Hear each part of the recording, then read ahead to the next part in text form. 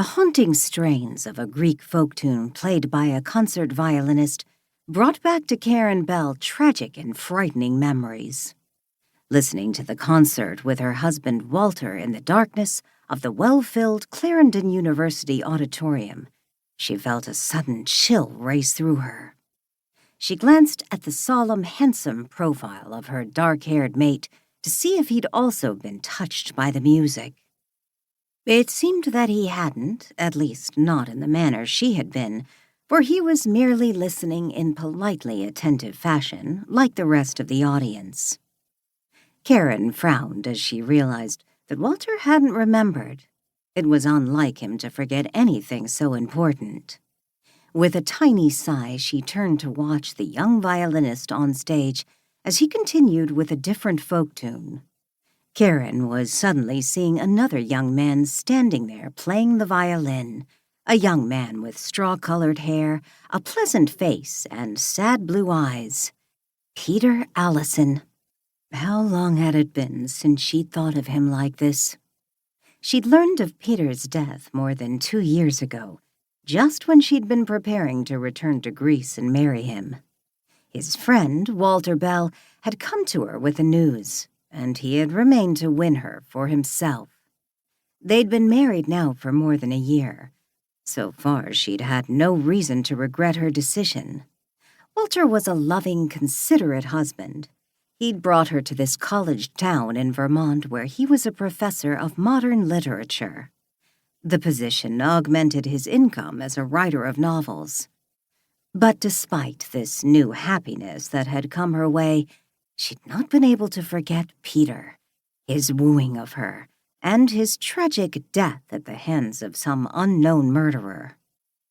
After she'd heard of his body being found sprawled on a cliff top, with his head bashed in so that his long, straw-colored hair had been stained by the red wine of his blood, she'd suffered from a long series of nightmares.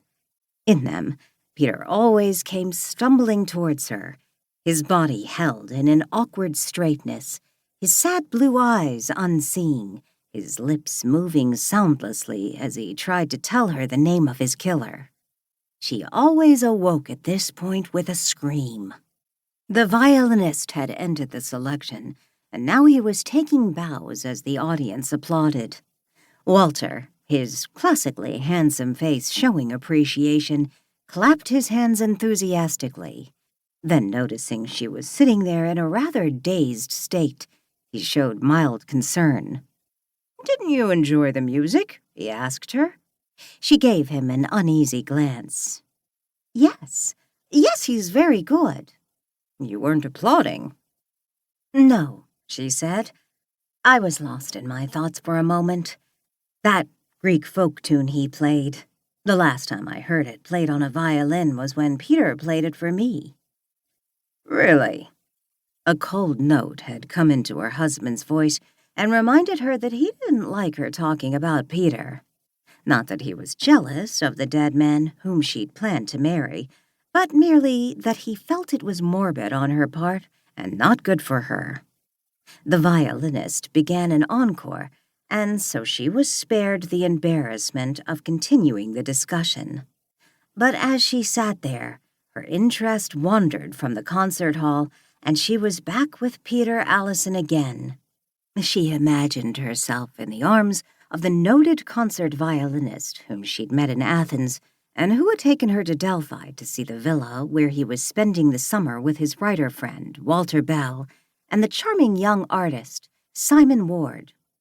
Peter and Walter were American expatriates living in Greece, and Simon was an Englishman. But all three had the same interests and got along well enough to happily share the white villa set on a green hill overlooking the Mediterranean. The violin music from the stage of the concert hall filled her ears, but she was seeing Peter playing for her as he stood on the patio of the villa. Her eyes blurred slightly with tears at the memory of the good days she'd known with Peter, and she realized the scar of that memory was still etched on her mind, and more sensitive than she'd bargained for. She loved her husband, but she was unable to forget Peter or the senseless violence which had taken his life.